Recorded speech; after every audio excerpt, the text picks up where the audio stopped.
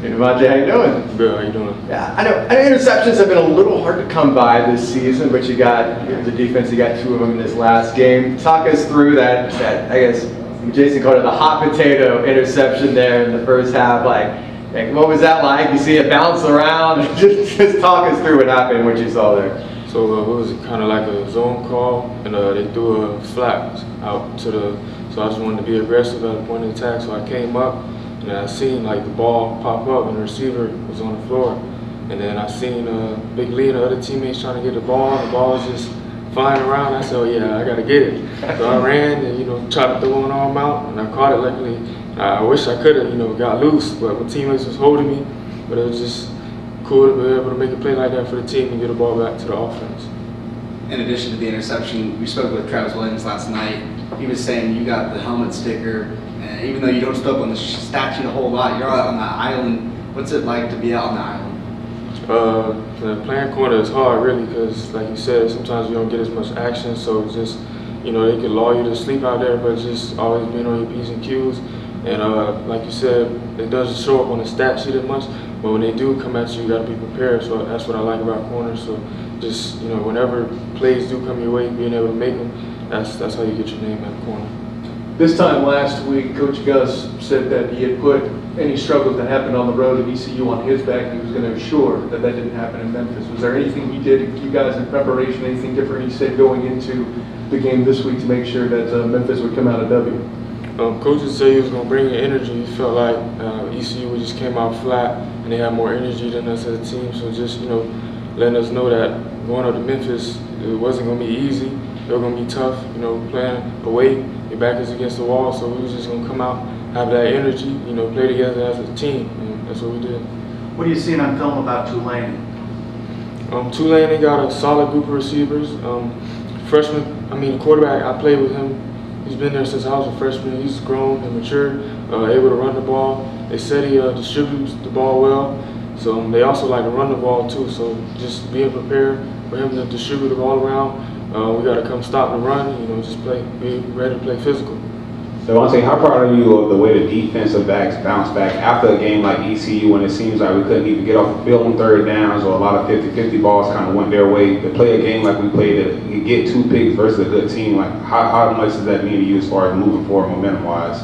That just shows that as a DB, sometimes you're down or off days, but just being able to bounce back and just adversity in general, like you're going to either stay down or how you going to respond. So us being able to come back and respond just shows, we have a lot of heart as a defense and DBs too. Like we're not going to just back down and let anybody run over us, so we can play too.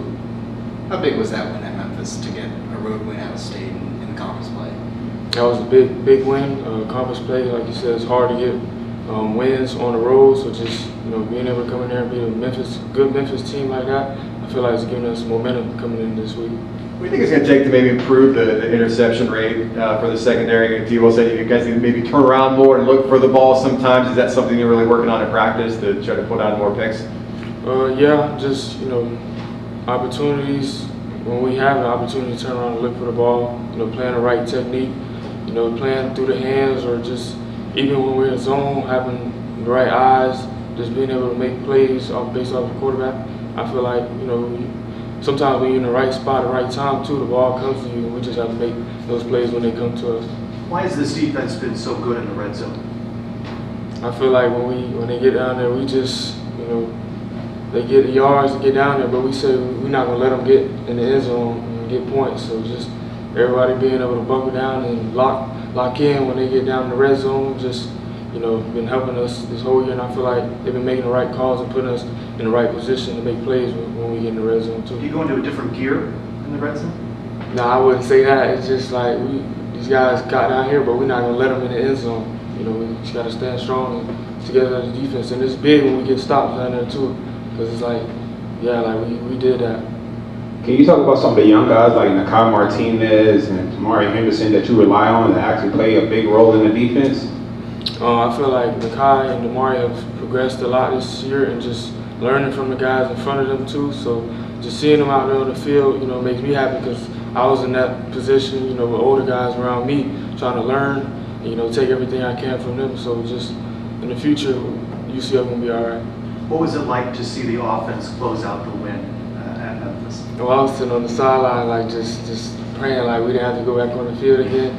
So just like when Alex got that pass and I seen him running, and I didn't know how he was gonna get the first down, but when he did that hop, I just looked at the screen and just said thank you. Like it was a sigh of relief. Do you appreciate the extra effort that he puts into that Oh moment? yeah, I definitely appreciate it. I feel like we all do.